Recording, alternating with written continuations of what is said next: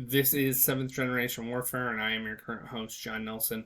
In this episode, we are continuing to look at Marine Corps Doctrinal Publication number 1. We are still in chapter number 1, which is the nature of war, and in this episode, we'll be talking about uncertainty. In the previous videos, we talked about friction, and we also defined what war is. So if you have not seen those, please go back and view those. Uncertainty. Another attribute of war is uncertainty. We might argue that uncertainty is just one of the many sources of friction, but because it is such a pervasive trait of war, we will treat it singly. All actions in war take place in an atmosphere of uncertainty, or, quote, the fog of war, end quote. Uncertainty pervades battle in the form of unknowns about the enemy, about the environment, and even about friendly situation. While we try to reduce these unknowns by gathering information, we must realize that we cannot eliminate them or even come close. The very nature of war makes certainty impossible. All actions in war will be based on incomplete, inaccurate, or even contradictory information. So, the biggest form of friction, or one of the biggest forms of friction, is just our lack of knowledge. And going into like more of a metaphysical perspective, I think all of us human beings are, by our very nature, ignorant. We are certainly omniscient, and this isn't even a deist or a theological perspective. We are not all knowing. If you think you are, this is not the channel for you. Go be your self god somewhere else. We are not all knowing. There is an objective world beyond ourselves with near infinite things going on in it. And our view of reality is very confined to what we sense ourselves, and to some extent what we trust that others around us have sensed. So our very nature is ignorance. So how do you make informed, wise decisions when you are ignorant? It's a very tough pill to swallow. And because of this, I don't think I've never met somebody who like willfully takes on the title of being ignorant. People like to claim or hold to knowledge that they don't actually have. They like to feel like an expert when they aren't. They like to feel like they're in control of the knowledge of the things going on around them. But it's really just a defense mechanism. We are ignorant. There is a lot of uncertainty going on around us. So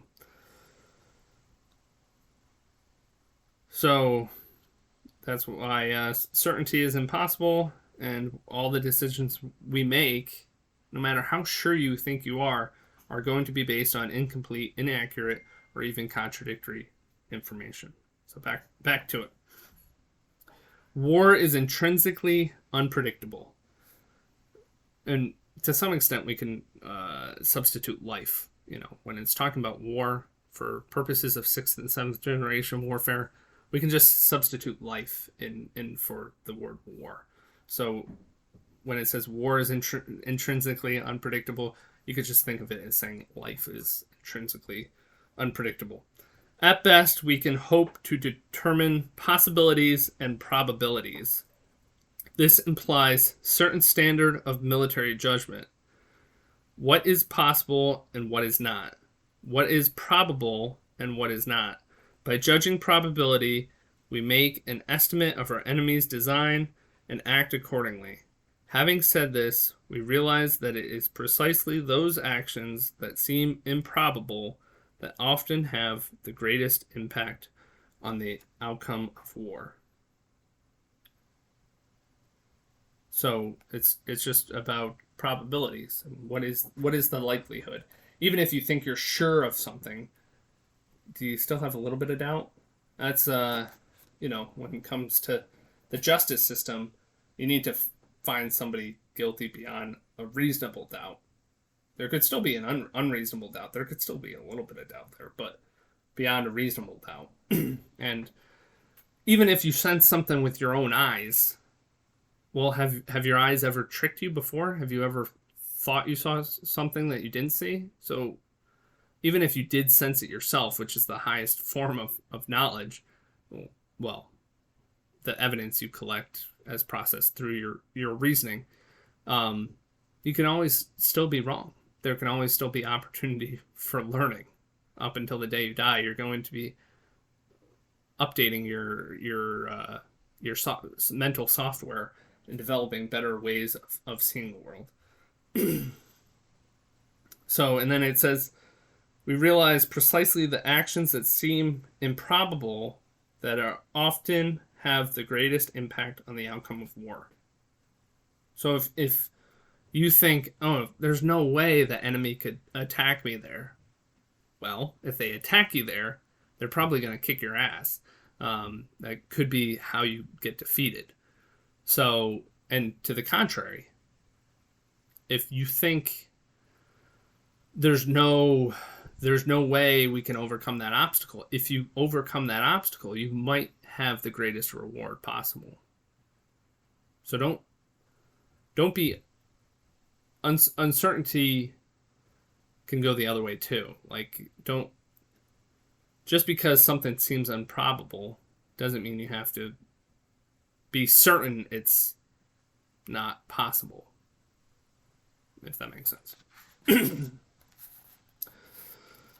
Because we can never eliminate uncertainty, we must learn to fight effectively despite it. We can do this by developing simple, flexible plans, planning for likely contingencies, developing standard operating procedures, and fostering initiative among subordinates. And I think when it comes to 7th generation warfare, the biggest uncertainty, this is the crux that I am working through right now, because this concept is still in its infancy. It's a concept that's supposed to last multiple generations, and I've been working on the concept for all of, 3 months or something. The biggest uncertainty for me is, what does the next generation do with this concept? Will they even take up the banner and fight a 7th generation war? I don't know. I think if I fight it effectively, I'm pretty confident that they'll think it's great and that they'll want to, but I'm not sure. I could just be, this whole could be a complete disaster of a campaign that I'm going down, but I'm still taking the initiative.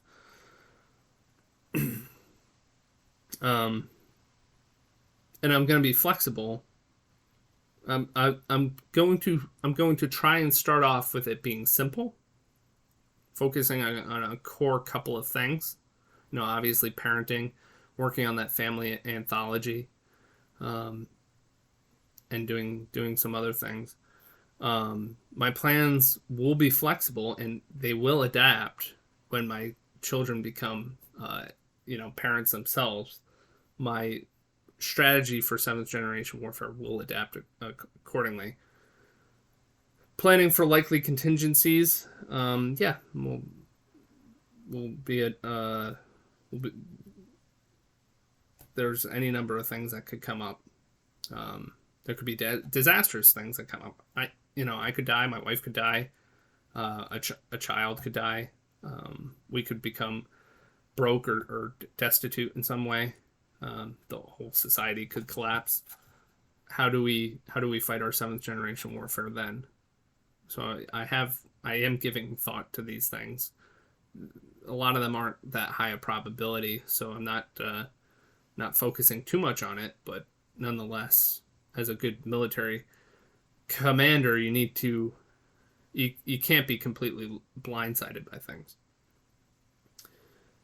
Developing standard operating procedures, I think that's the framework I'm setting out for how, and you can go to my video on how to fight 7th generation warfare. It is in the playlist titled Basic Training.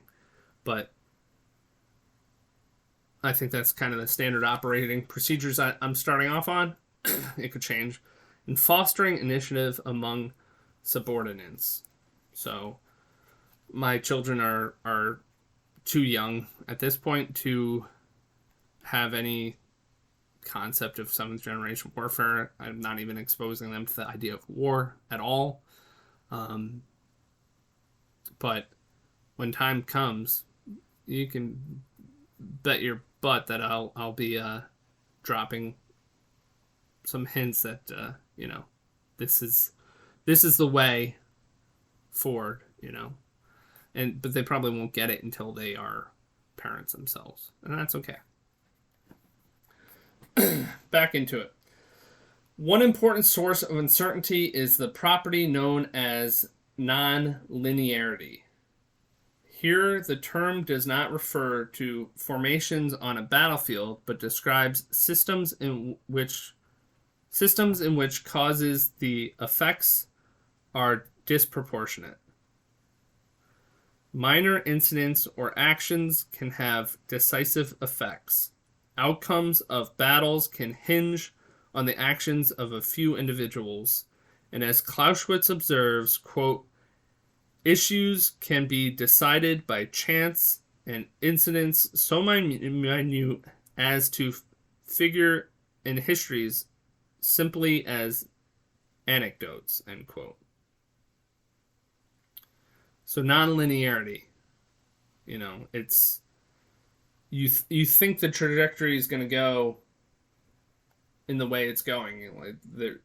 One force has clear, decisive ability over the other. They're kicking their butt consistently. It looks like it's just going to go to the threshold of them winning. But some tiny, minute factor that no one was paying attention to, or maybe a wise commander on the opposite side comes into play and just completely destroys that whole initiative, that whole path, that whole effort just falls apart.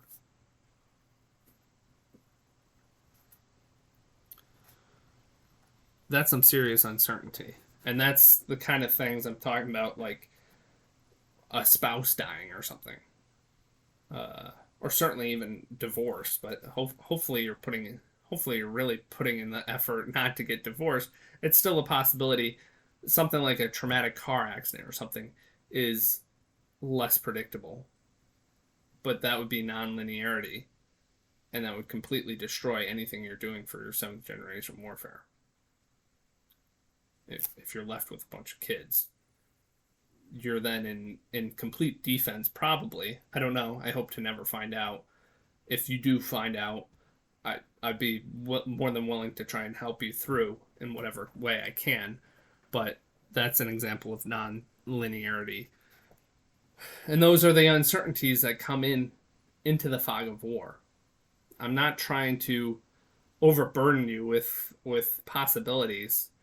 It's just you have to understand the essence of what 6th and 7th generation warfare are to really be effective. Back into it. By its nature, uncertainty invariably involves the estimation and acceptance of risk. Risk is inherent in war and is involved in every mission.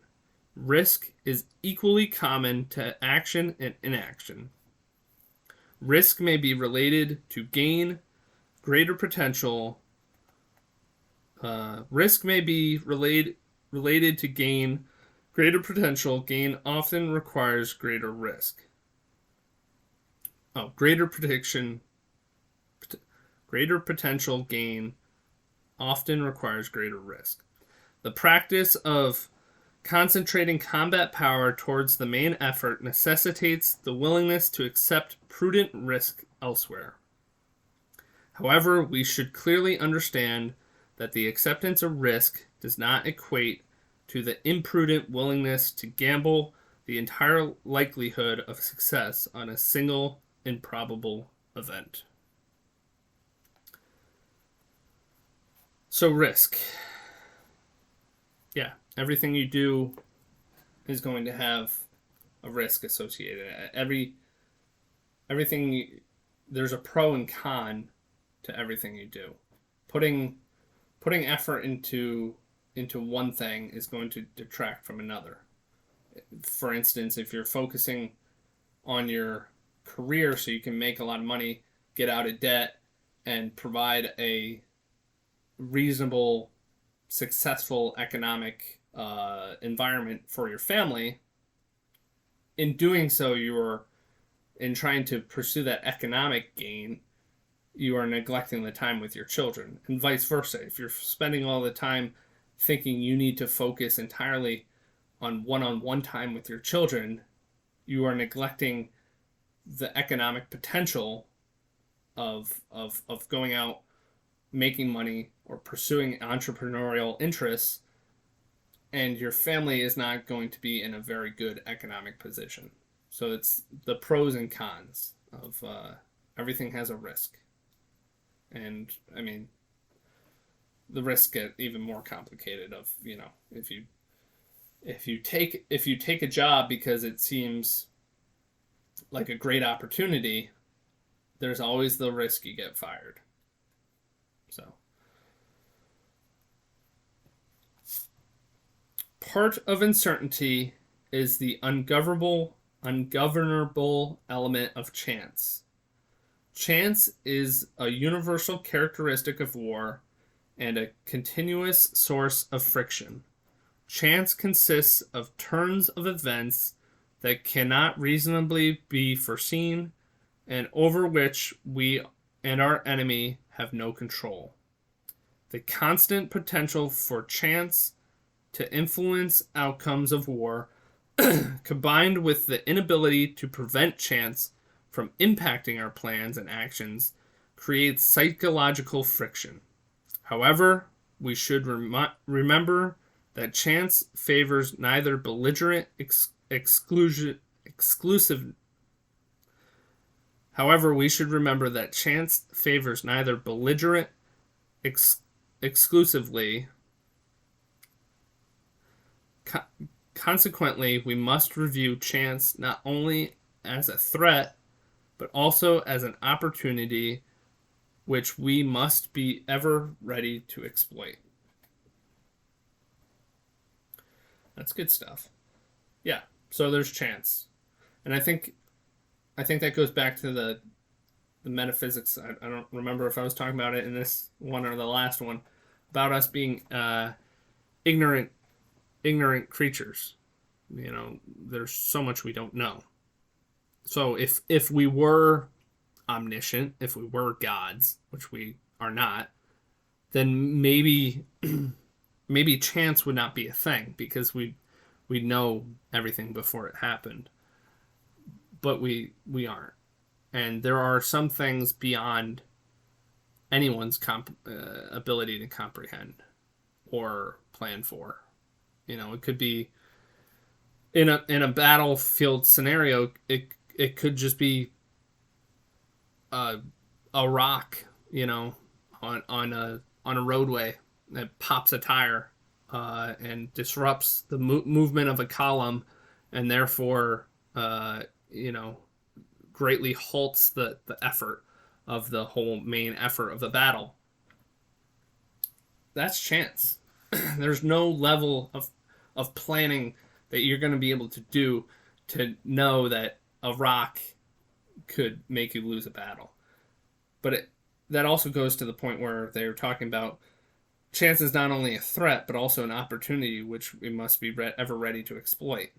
If for whatever reason the enemy's column just halts, and it seems inexplicable to you why they're halting, there's an opportunity to exploit that random chance that came and disrupted them. So, again, in life, chance is going to have good and bad consequences. A chance, something that came up in my life recently,